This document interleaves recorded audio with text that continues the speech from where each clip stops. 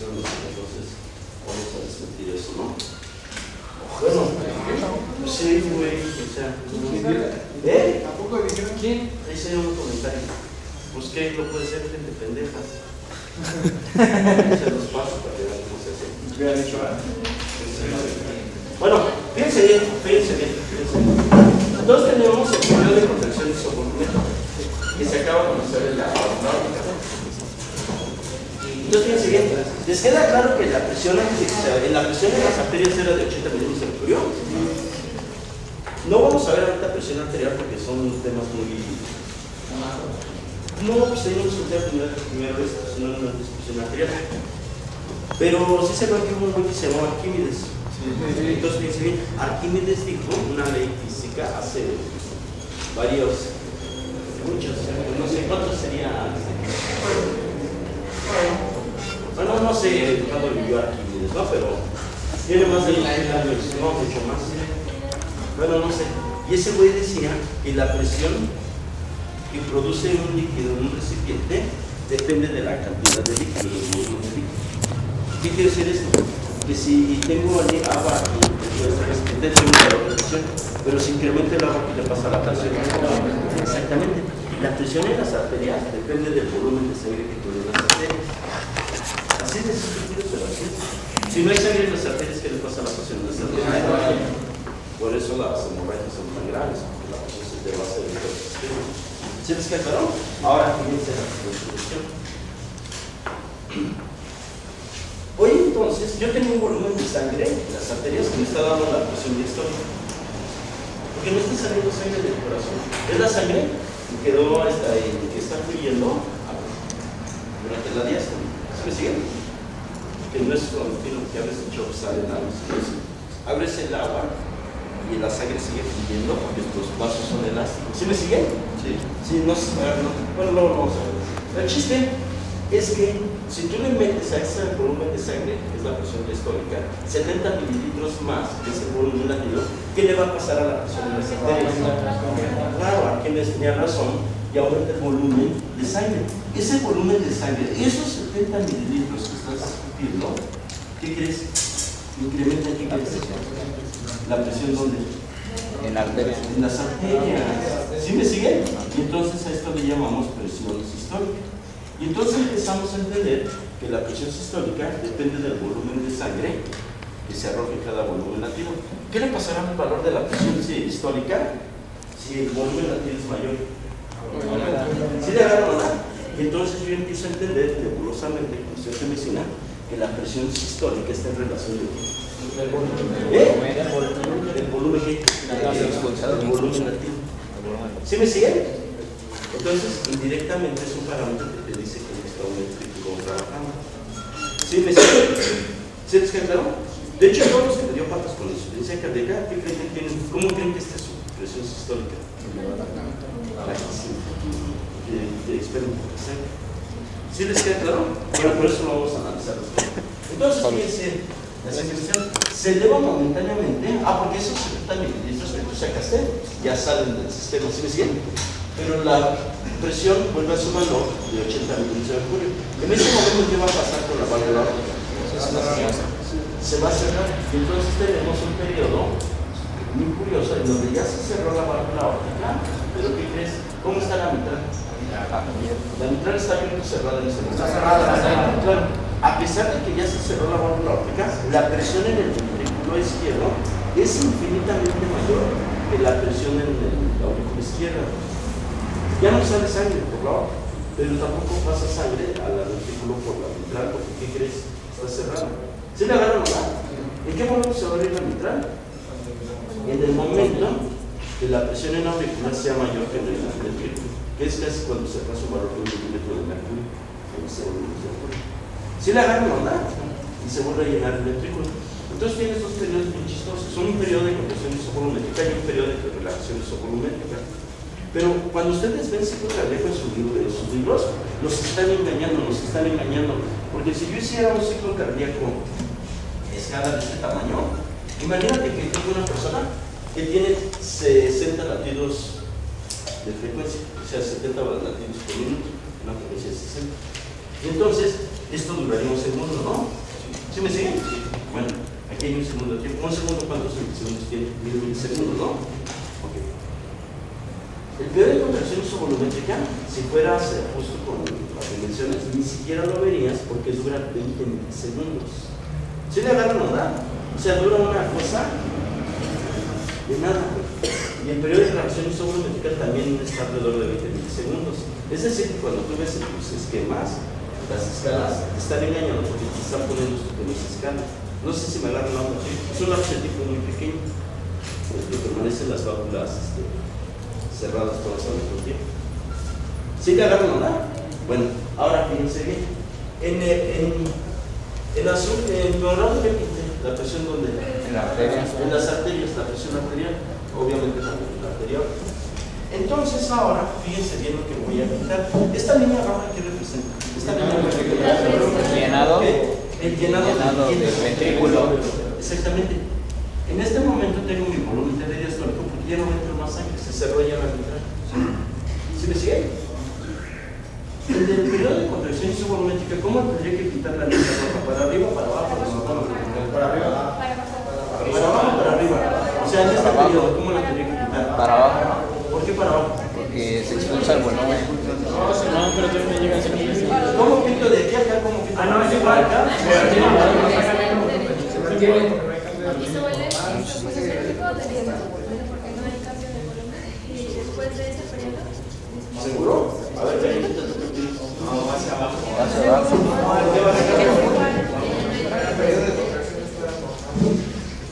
Esta línea ¿qué representa? ¿Qué pasó en este momento? ¿Qué pasó en este momento? Exactamente. En este momento también está cerrada la válvula aórtica y por lo tanto no puede ni salir ni entrar sangre del ciclo. ¿Y qué crees? La línea tiene que ser así. ¿Se le agarran o no? ¿Ves entrando sangre al ventrículo? Se queda en el volumen. Claro, no hay cambio de volumen. No hay cambio de volumen. ¿Sí le agarran o no? El periodo de contracción isovolumétrica. ¿Sí lo entienden o no lo entienden? ¿Está difícil? Claro que no. Claro que no. Y no necesitas aprender de memoria sino razones. Ahora, en este momento se abre la válvula aórtica. ¿Y qué va a pasar ahora con el volumen? Claro, entonces fíjense bien, va a disminuir el volumen del ventrículo izquierdo, porque el ventrículo izquierdo va a sacar esa sangre hacia la válvula aórtica. Pero esta raya que estoy poniendo, que es la cambio de volumen de la sistema del ventrículo, es una mentira, porque si tú analizas cualquier libro, vas a ver que tiene un diferente comportamiento a la salida de sangre del ventrículo. Primero sale así y después, ¿qué crees que pasa? Se hace una pendiente de esta forma. ¿Sí me siguen? El ángulo de esto no es igual que el ángulo de esto. Entonces, fíjense bien, esto no viene en sus libros, pero conceptualmente para nosotros va a ser muy importante si queremos entender. Voy de pura onda, porque se me pega a mí la gana, voy a pintar la sístole con una raya imaginaria a la mitad de la sístole. Esta es la raya imaginaria que a la mitad de la sístole. Y esa raya imaginaria que estoy pintando a la mitad de la sístole me está indicando que en la primera mitad sale un gran volumen de sangre. ¿Sí me siguen? Y en la segunda mitad disminuye la velocidad de salida de sangre de la próxima del ventrículo izquierdo. ¿Sí les cae claro? Sí. O sea, tienen diferentes pendientes. O sea que es más importante o sale más sangre durante la primera mitad de la sístole que durante la segunda mitad de la sístole. ¿Sí le agarran o no? El detalle de momento no es importante, es la sístole sale más sangre ya, pero hay un detalle muy importante. En rojo, ¿qué estamos pintando? Un volumen. Muy bien. Fíjense ahora, en la línea naranjada que tengo aquí, que representa la presión ventricular. Voy a pintar ahora cómo está la presión ventricular durante la sístole. ¿Y cómo tendría que pintar la línea naranjada? ¿Está saliendo sangre? En este momento, ¿ya salió sangre? ¿Y qué crees? A pesar de que ya no existe la resistencia de la válvula aórtica, porque la presión del ventrículo izquierdo es mayor que la de la arteria aorta, el ventrículo sigue contrayéndose. Es como si está sonando un caballo y un inspirador y sigue pateando, ¿no? O sea, entonces sigue contrayendo el ventrículo. ¿Y qué crees?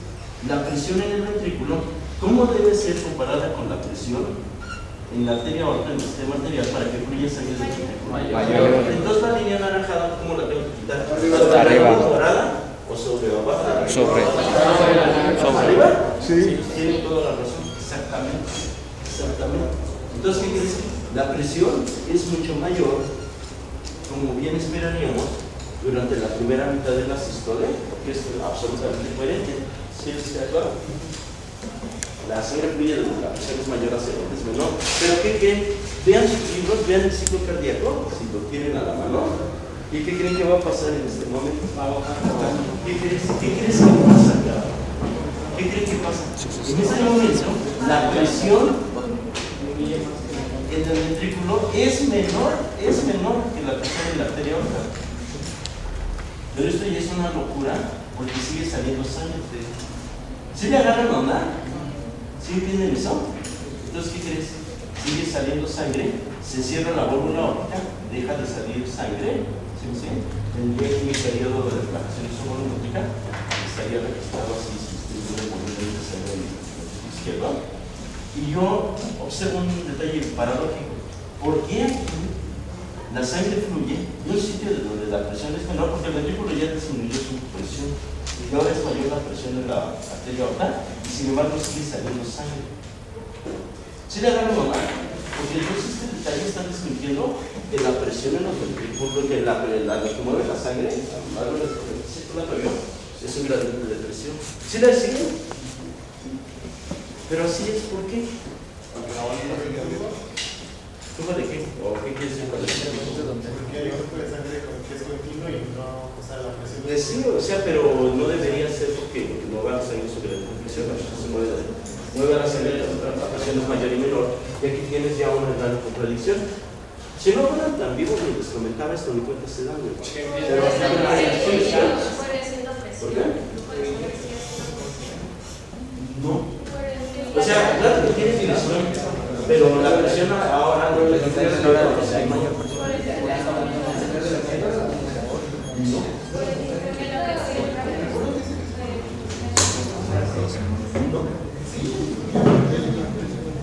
Sí le agarraron a sí, luego echaron sí le agarraron a lo que dije. ¿Sí entienden eso? ¿Sí me preguntas que estoy de residencia? Yo no, pero ¿sí la entienden eso que estoy en las ¿Qué piensan? Porque se distiende un poco la otra. Luego vamos a ver cuando se enciende la otra, pero en este momento no. ¿No tienen que ver hacia dónde están acomodadas las válvulas de la válvula aórtica? No, porque entonces sí. Están abiertos. Sí, Porque se puede distender más no. A ver, fíjense bien. Imagínense este ejemplo, que es medio loco, pero sí me ocurre. ¿Han visto los resortes? ¿Han visto que hay una cosa que se llama energía cinética y potencial? ¿Qué sería la energía potencial? A ver, imagínense que tengo un resorte. Imagínense que tengo un resorte y lo comprimo con una liga. Entonces, ese resorte tiene mucha energía de tipo potencial. ¿Ves? Ay, creo que ya. Sí, bueno, sí. No, ya para que voy a hablar de cosa, ¿no? Oye, no, ¿qué crees que ahorita sentías como? Me vamos a ver yo. Si vuelvo a estornudar en la clase de 2 veces seguidas, ya vale. ¿Qué grande? Oye, bueno, ¿qué les estaba tratando? De resorte. Entonces imagínate que tienes un resorte y lo apachuras con tus manitas y le pusiste una liga y ese pinche resorte tiene mucha energía, ¿no? ¿Qué ocurre ahora con la energía, cabrón? Si yo agarro este resorte que es de hierro, metal, en ácido clorhídrico y se dice el resorte, nada más queda la vida. ¿Dónde quedó la energía de ellos? ¿Sí la agarran onda? Bueno, se lo tengo de tarea. Bueno, ¿por qué les estoy platicando esto? ¿Qué ocurriría si no hubiera metido en ácido el resorte y le hubiera soltado la liga? En el periodo de contracción isovolúmica está saliendo sangre. No sé. Bueno, aquí dice que no sale sangre porque están cerradas todas las válvulas. Pero ¿qué crees? Imagínense que en ese momento se está contrayendo el ventrículo y la sangre no puede salir, pero está siendo empujada la sangre hacia adentro del ventrículo. Aunque ustedes no lo crean, está ganando un montón de energía el tipo potencial a sangre. No sé si me agarran onda. Es como un resorte que lo estás comprimiendo, pero los líquidos no se comprimen. ¿Sí le agarran onda? Entonces la sangre, cabrón, no está absorbiendo mucha energía de la presión que está generando el ventrículo. ¿Sí me agarran onda? Sí, es cuando le está con la jeringa y ¿Cómo? La sangre. Exactamente. Entonces en el momento que se ha ganado tanta energía a la sangre que tiene conversión isovolumétrica, en el momento que se abre la arteria auricular, sale explosivamente la sangre. Pero a pesar de que la presión ya es menor en el ventrículo comparado con la energía almacenada arteria aorta, sigue saliendo sangre con un fenómeno físico que se llama momento. Agarró mucha energía a la sangre durante el periodo de conversión isovolumétrica. Y eso permite que salga todavía mayor volumen sistólico, a pesar de que paradójicamente la presión en la médula izquierda es menor que la de la arteria aorta. ¿Sí le agarran los datos? ¿Sí me siguen? ¿Sí les queda claro? Ok. Aunque no lo crean, hay algunos pacientes que tienen insuficiencia de la válvula aórtica. ¿Sí me siguen? Insuficiencia de la válvula aórtica. Insuficiencia de la válvula aórtica.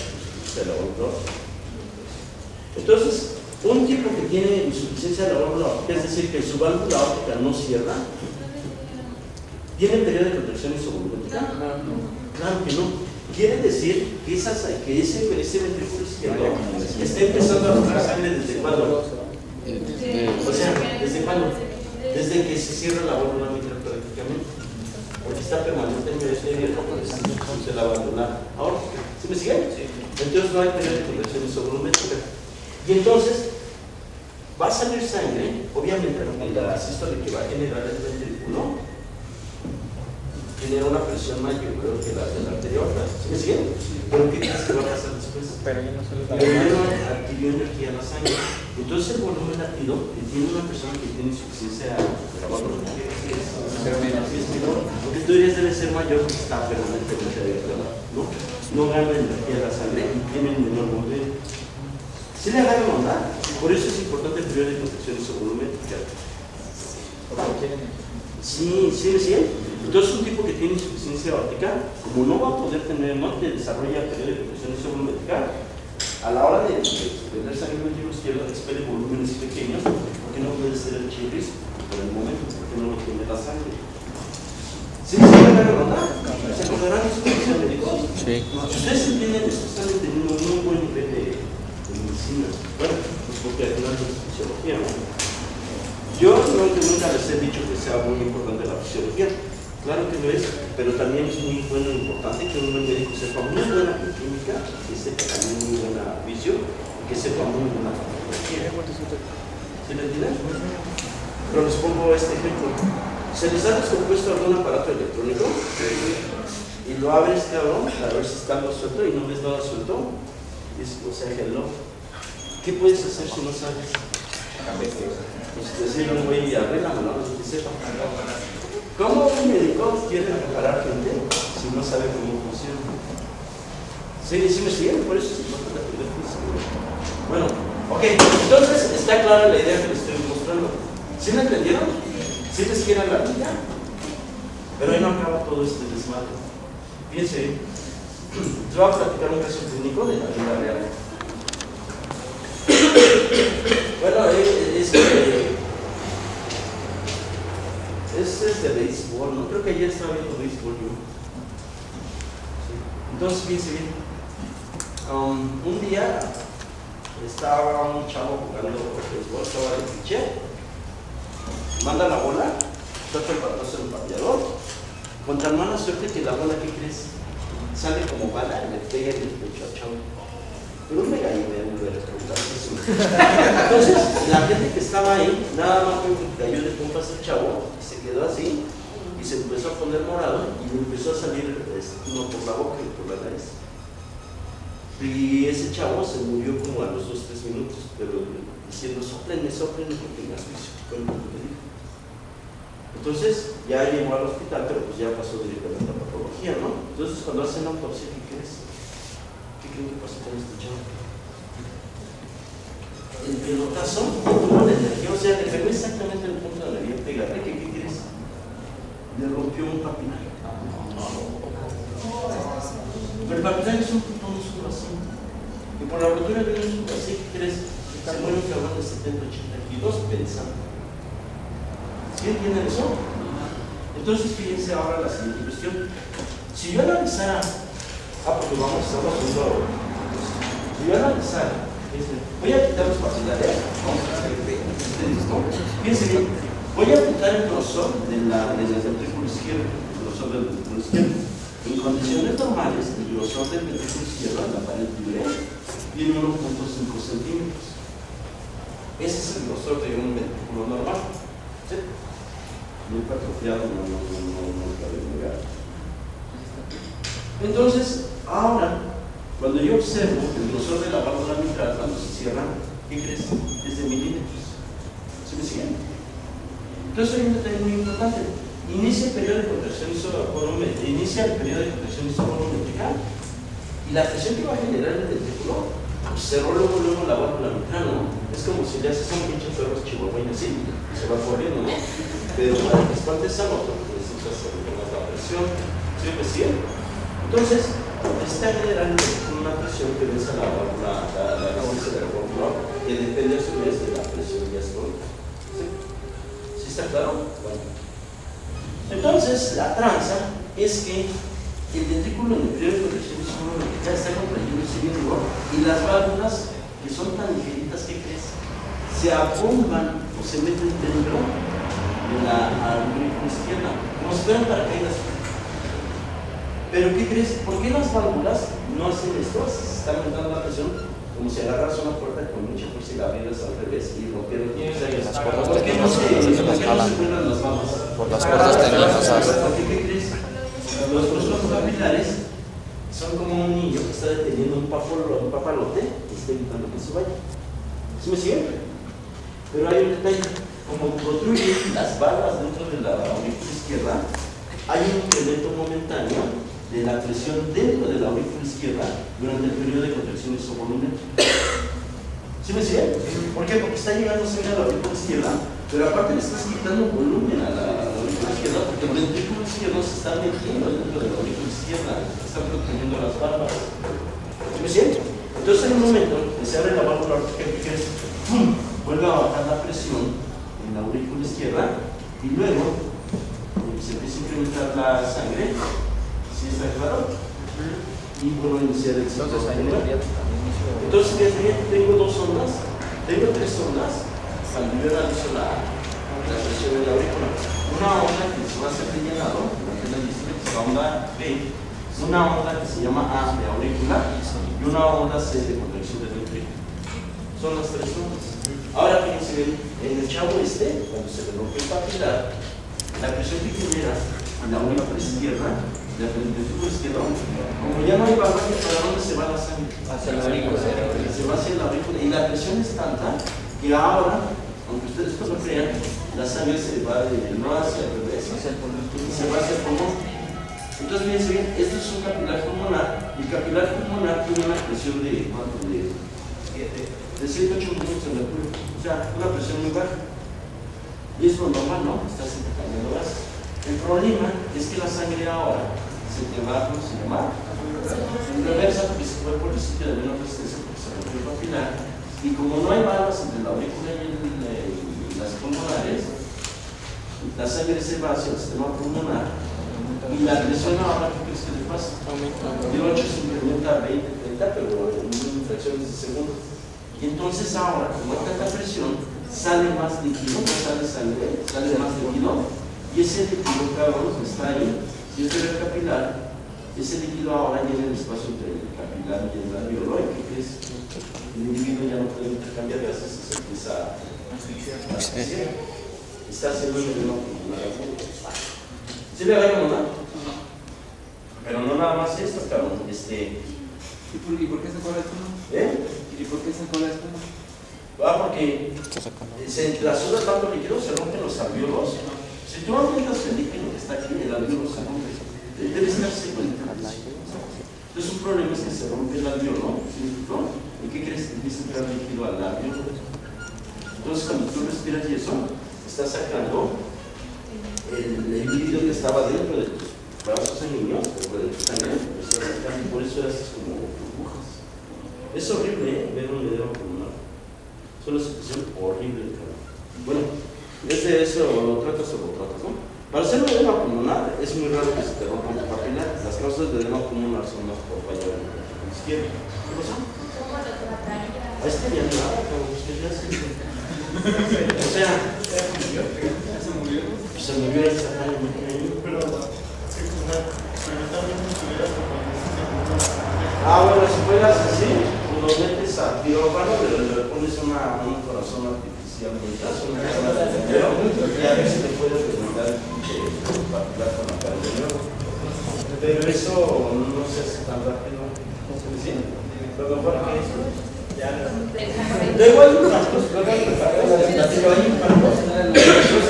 eso es cierto, hay impactos que necrosan tanto la pared del ventricular que ¿qué crees? Se necrosa el papilar.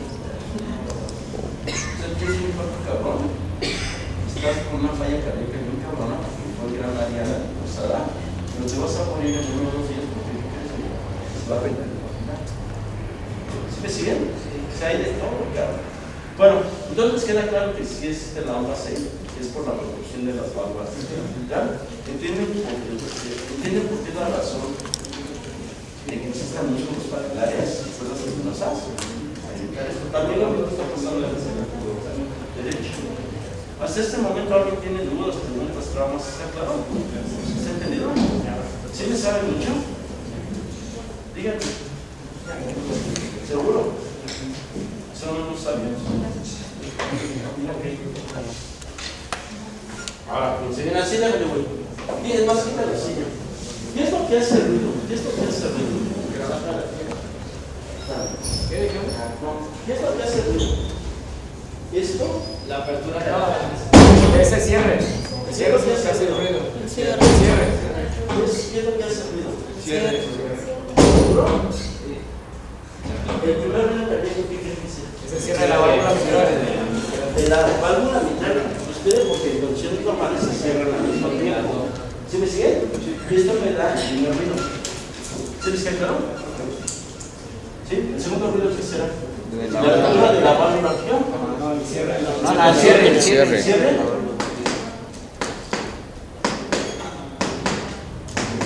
¿Sí le agarran, verdad? Entonces, el segundo ruido sería el cierre de la válvula. Aquí estaría el segundo ruido. ¿El primer ruido qué sería? ¿Cierre de qué? Ok. Técnicamente, cuando tú analizas el ciclo cardíaco, la sístole inicia con el cierre de quién? De la vena de la cúspide, porque ocurren al mismo tiempo.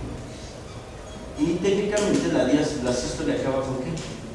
Con la apertura de quién? De la mitad. Claro, pero cuando tú oyes los ruidos cardíacos, tú dices, bueno, esto es esto. Y el primero y el segundo ruido cardíaco todo lo que pasa es esto. ¿Sí me siguen? Ya está. Sí, por eso están espaciados. El segundo y el primero. Ya está. Ahora, técnicamente, no, así es, ¿cómo se llama? La sístole de con qué acaba.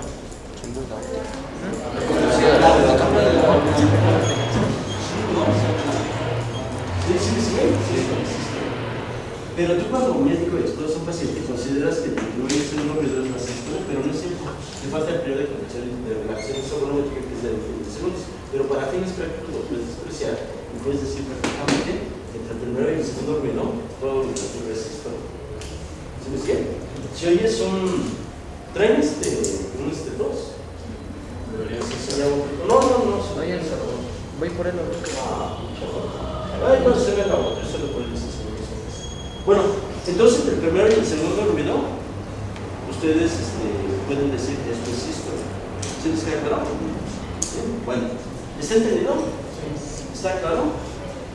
Entonces, les queda claro también que entre más alto sea el valor de la presión diastólica, más energía tiene que gastar el corazón en el ejemplo izquierdo para abrir la válvula mitral. ¿Se acuerdan de eso? Y que la presión extrema arterial varía entre la sístole y la diástole, porque en la diástole y la sístole tienes que incrementarle el bote de diafragma que está expeliendo el izquierdo y eso incrementa un chingo la presión en el sistema. ¿Se les quedó? También deben acordarse que durante la segunda fase de la sístole, a pesar de que la presión en el ventrículo izquierdo es menor que la de la aorta, sigue saliendo aire del ventrículo izquierdo hacia la aorta, porque en el periodo de contracción isovolumétrica la sangre ganó mucha energía. ¿Sí me siguen? Como burro se me da. Y que los tipos que tienen insuficiencia de la válvula aórtica no tienen periodo de contracción isovolumétrica y no tienen este plus de salida de sangre, tienen volúmenes latidos menores. Está difícil o fácil, pero se dan cuenta como si se razonan, no tienes por qué pensar. ¿Sí les queda claro? Perfectamente bien. ¿Preguntas, dudas, traumas? ¿Está entendido? Bueno, pues ahí les va el examen, ¿no? No, güey, pues la que ayer a la